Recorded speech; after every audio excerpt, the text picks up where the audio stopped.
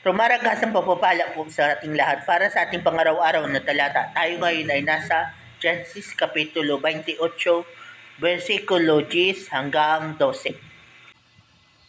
Umalis nga si Jacob sa Beersheba at nagpunta sa Haran. Inabot siya ng paglubog ng araw sa isang lugar at minabuti niyang doon na magpalipas ng gabi. Isang bato ang inunan niya sa kanyang pagtulog.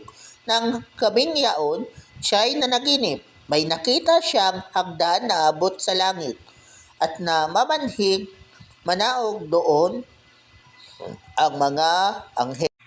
So, dito po sa passage na to, si Jacob ay galing sa Beersheba, papunta na siya doon sa Haran para maghanap ng mapapangasawa niya.